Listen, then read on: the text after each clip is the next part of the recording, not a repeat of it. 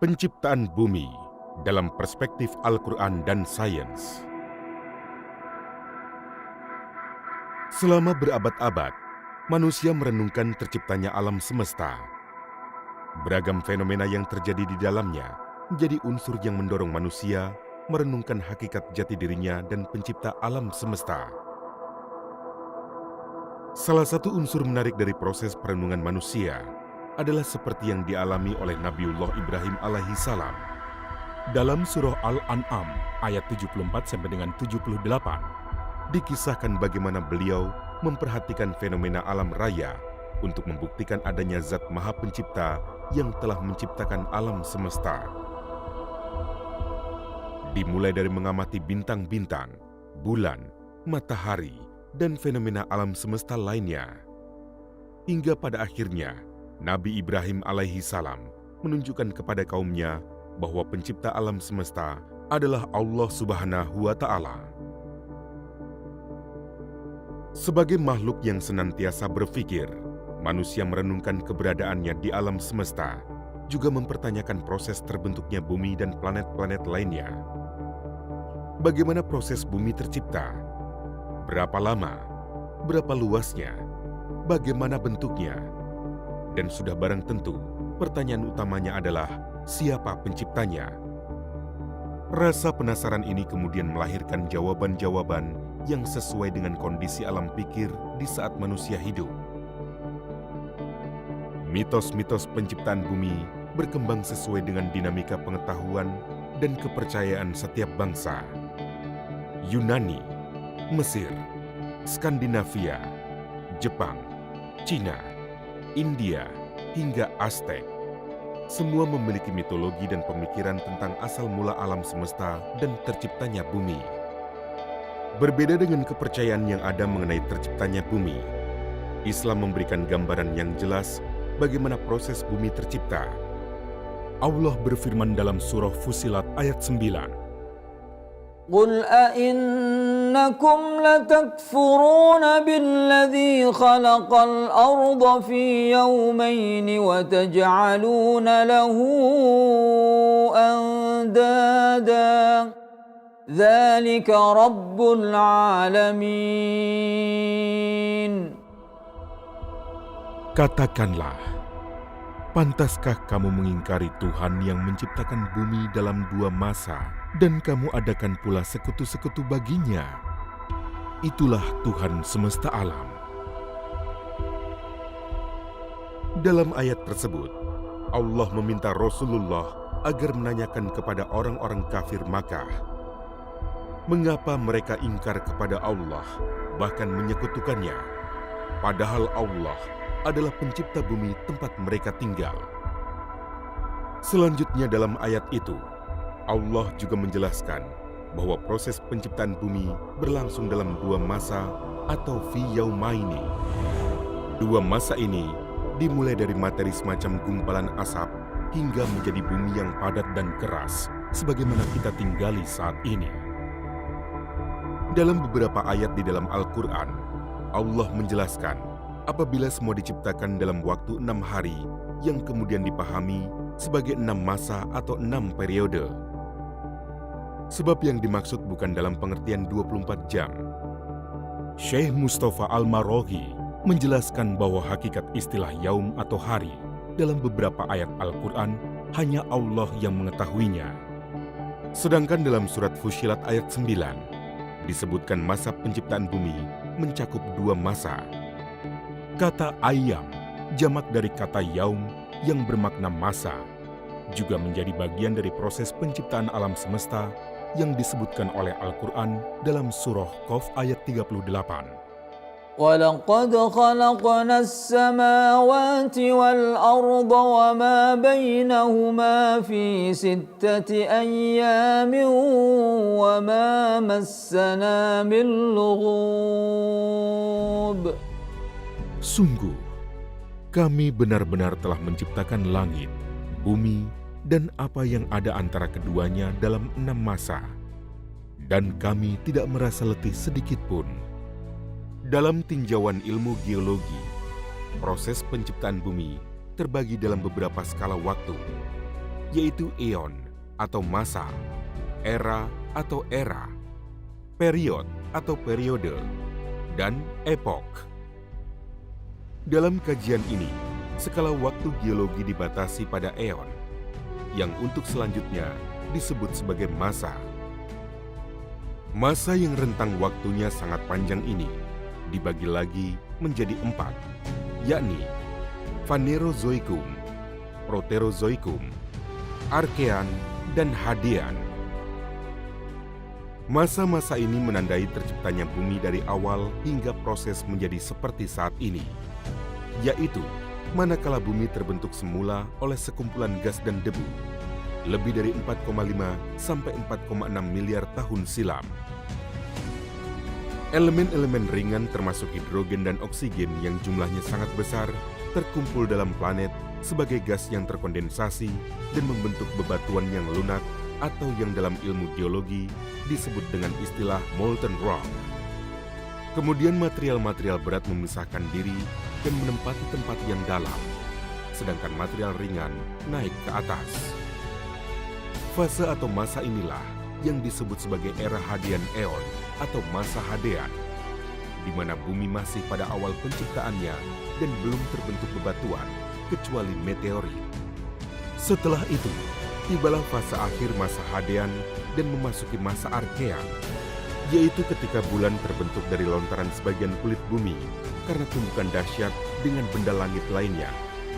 Al-Quran menandai fase ini dengan istilah Wallahu ja'ala lakumul arda bisatan litasluku minha subulan fijaja. Allah menjadikan bumi untukmu sebagai hamparan, agar kamu dapat pergi dengan leluasa di jalan-jalan yang luas. Fase menghamparkan bumi yang juga disebut dengan tibanya masa Archean, juga ditandai dengan munculnya bakteri dan stromatolite. Kemunculan makhluk ini juga menandai awal kehidupan yang ditandai dengan ketersediaan air. Masa ini dalam kajian geologi juga disebut dengan istilah Proterozoikum, di mana juga dijumpai binatang-binatang purba. Setelah itu, tiba fase pembentukan pegunungan. Masa ini bisa jadi dimulai sejak akhir Proterozoikum atau sekitar 542 juta tahun yang lalu. Pada masa ini, selain ditandai dengan terbentuknya pegunungan di wilayah interaksi dua lempengan bumi, juga ditandai dengan musnahnya dinosaurus. Semenjak saat itu pula, bumi mengalami perkembangan secara evolutif hingga hari ini. Dalam surah Nuh ayat 19 di atas, Allah menjadikan bumi sebagai hamparan agar makhluk hidup leluasa berjalan di atas permukaan dan menjelajahi bumi. Andai kata Allah tidak mengizinkannya, tentu saja manusia dan binatang tidak bisa berjalan dengan tenang karena pada hakikatnya bumi bergerak. Andai kata tidak ada hukum gravitasi, tentu yang ada di atas bumi bisa kocar-kacir. Sungguh bijaksana Sang Maha Pencipta yang telah menciptakan bumi dalam beberapa masa hingga menjadi tempat tinggal yang nyaman bagi makhluk-makhluknya. Sebagaimana dijelaskan dalam Al-Quran Surah Toha ayat 53. الذي جعل لكم الأرض مهدا وسلك لكم فيها سبلا وأنزل من السماء ماء فأخرجنا به أزواجا من نبات شتى.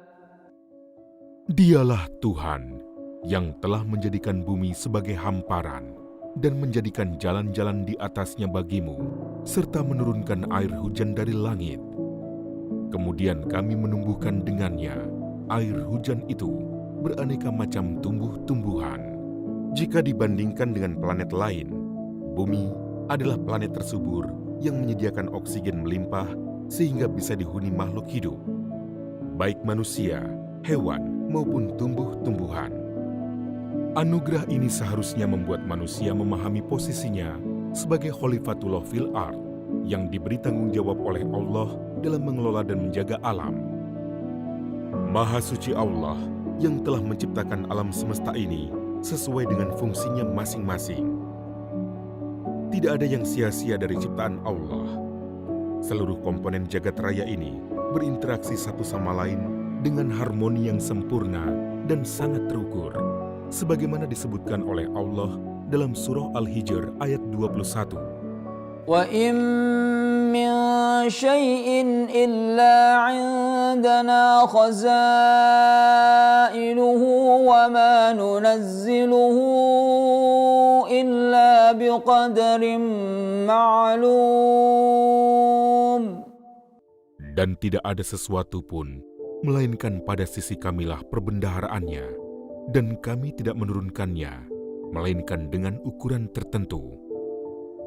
Apabila ditinjau dari segi iklim, suhu udara, curah hujan, hingga kecepatan angin yang dikendalikan oleh keseimbangan energi bumi dan atmosfer, rata-rata energi yang diserap dari sinar matahari seimbang dengan energi yang dipancarkan kembali oleh bumi berupa sinar inframerah yang sifatnya panas. Allah menyeimbangkan kondisi seperti ini sehingga bumi cocok dijadikan tempat tinggal manusia. Adanya oksigen membuat manusia leluasa bernafas. Adanya air menyebabkan bumi semakin subur. Bahkan komposisi bumi sebagian juga terdiri dari air. Adanya air membuat tanah juga semakin subur. Peradaban manusia juga dibangun di sekitar sumber mata air, baik berupa danau maupun sungai. Dalam surah Al-Mulk ayat 3-4, Allah memberikan penekanan bahwasannya alam semesta beserta isinya Dia ciptakan dalam keadaan seimbang, indah, dan bermanfaat. Dan manusia sebagai makhluk berakal boleh menikmati dan memanfaatkannya, tetapi tidak boleh merusak. الذي خلق 7 سماوات طباقا ما ترى في خلق الرحمن من تفاوت فارجع البصر هل ترى من فطور ثم ارجع البصر كرتين ينقلب إليك البصر خاسئا وهو حسير. Dia juga yang menciptakan 7 langit berlapis-lapis. Kamu tidak akan melihat pada ciptaan Tuhan yang Maha Pengasih ketidakseimbang sedikit pun. Maka lihatlah sekali lagi. Adakah kamu melihat suatu celah? Ketika menafsirkan ayat tersebut, Profesor Quraisy Shihab menyatakan, seandainya dentuman itu tanpa direncanakan atau terjadi secara kebetulan, maka keharmonisan alam raya ini tidak mampu terjadi. Tetapi itu terjadi karena Allah Sang Penciptanya mengatur dentuman itu sedemikian rupa sehingga tidak terjadi ketidakseimbangan. Dengan kata lain, Allah mengatur sejak dentuman pertama hingga perjalanan benda-benda alam ini hingga kini. Terwujudlah suatu keseimbangan yang demikian teliti dan menakjubkan, sehingga keharmonisan seluruh bagian alam raya ini dapat kita saksikan. Sebagai sunatullah, bumi senantiasa bergerak, berotasi pada sumbunya, dan bergerak secara eliptikal mengelilingi matahari. Bumi merupakan salah satu planet dalam sistem tata surya yang merupakan salah satu dari ratusan miliar bintang di galaksi Bima Sakti. Allah juga melindungi bumi dengan menyelimutinya melalui hidrosfer, atmosfer, dan magnetosfer yang melindungi bumi dari benda-benda luar angkasa seperti meteorit dan lain-lain. Selain itu, dengan kenyataan bahwa jari-jari bumi rata-rata sekitar 6.371 km, sedangkan luas permukaan bumi sekitar 510 juta kilometer persegi, di mana 71% berupa lautan dan 29% berupa daratan, memberikan kepastian apabila Allah benar-benar menjadikan bumi sebagai tempat yang nyaman bagi makhluknya. Bumi juga memiliki sifat-sifat fisis, antara lain memiliki medan magnetik, medan gaya berat alias gravitasi, medan elektromagnetik, dan dapat menghantarkan gelombang-gelombang elastis. Dengan menggunakan sifat-sifat bumi seperti ini, manusia mampu melihat apa yang terdapat di dalam bumi. Misalnya, Ketika mencari sumber minyak bumi, maka para ahli menggunakan metode seismik yang dikembangkan berdasarkan sifat bumi yang mampu menjalarkan gelombang elastik. Metode gaya berat, magnetik, maupun elektromagnetik juga digunakan dalam mencari sumber daya bumi. Tanggung jawab manusia sebagai Khalifatullah fil Ard adalah memanfaatkan bumi sebaik mungkin dan menjaganya agar tidak rusak akibat ulah manusia sendiri. Jika manusia merusak bumi, maka keseimbangan alam akan berkurang.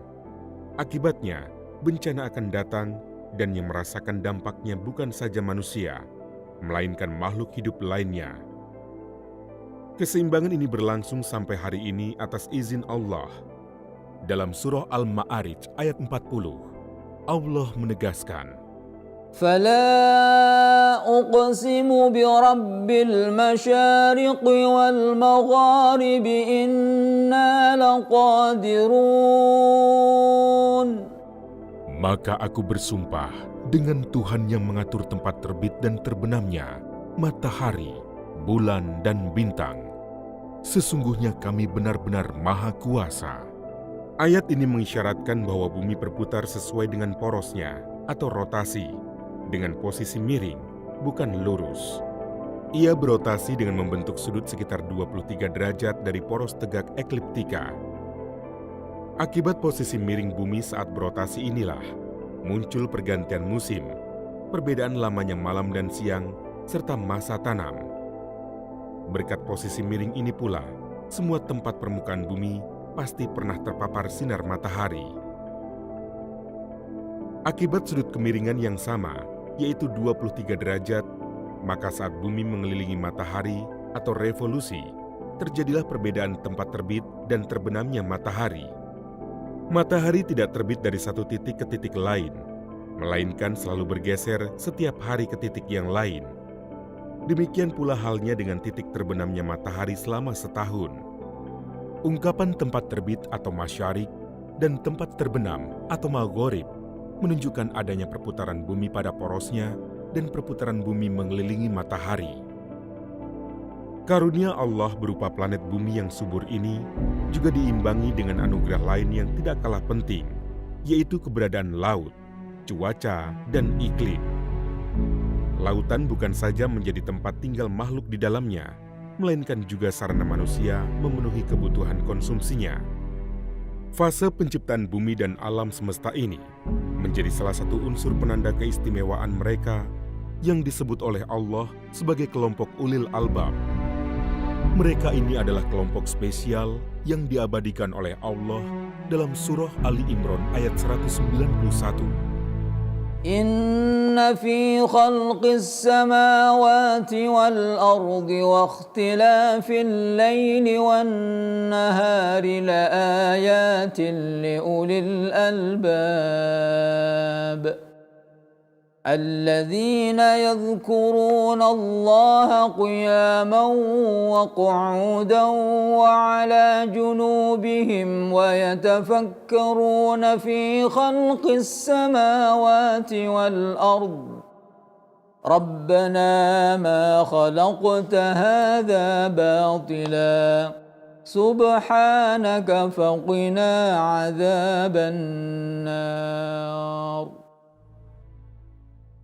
Sesungguhnya dalam penciptaan langit dan bumi, serta pergantian malam dan siang, terdapat tanda-tanda kebesaran Allah bagi orang yang berakal, yaitu orang-orang yang mengingat Allah sambil berdiri, duduk, atau dalam keadaan berbaring, dan memikirkan tentang penciptaan langit dan bumi seraya berkata, "Ya Tuhan kami, tidaklah Engkau menciptakan ini sia-sia. Maha suci Engkau. Lindungilah kami dari azab neraka." Dalam surah Ali Imran ayat 191 tersebut, Allah menyebut orang-orang yang berakal, yaitu mereka yang selalu mengingat Allah, mengikuti petunjuk-petunjuknya, baik ketika berdiri, berjalan, dan maupun tatkala menjalankan aktivitasnya. Orang-orang ini selalu memikirkan rahasia penciptaan alam, yaitu langit, bumi, dan segala isinya. Allah menyebut orang-orang istimewa ini sebagai ulil albab, yaitu orang-orang yang memiliki intisari atau saripati paling istimewa dalam diri manusia, yaitu akal. Maka ulil albab berarti orang yang memiliki rasio atau akal yang baik dan menggunakannya untuk memahami fenomena alam dan merenungkan berbagai ciptaan Allah Subhanahu wa Ta'ala. Dalam ayat tersebut terlihat apabila objek zikir adalah Allah, sedangkan objek berfikir adalah makhluk ciptaan Allah berupa fenomena alam. Ini berarti pengenalan kepada Allah banyak didasarkan pada kolbu, sedangkan pengenalan alam raya melalui penggunaan akal, yaitu berpikir. Akal memiliki kebebasan luas untuk memikirkan fenomena alam, tapi dia memiliki keterbatasan dalam memikirkan zat Allah. Surat ini juga mendahulukan zikir atas pikir, karena dengan zikir mengingat Allah dan menyebut-nyebut nama dan keagungannya, hati akan menjadi tenang dan dengan ketenangan, pikiran menjadi cerah. Bahkan siap memperoleh limpahan ilham dan bimbingan ilahi.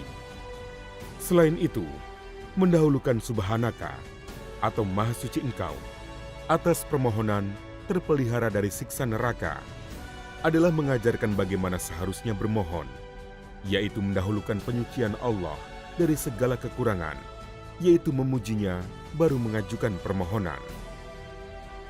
Ulil albab memahami jika alam diciptakan oleh Allah, tetapi mereka tidak berhenti di situ.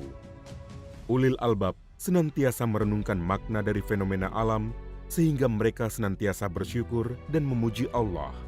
Wallahu a'lamu bis-shawab. Semoga serial video kajian tafsir ilmi ini menambah pengetahuan kita akan ajaran-ajaran Islam dalam Al-Quran dan menjadikan kita semakin bertakwa kepada Allah Subhanahu wa Ta'ala.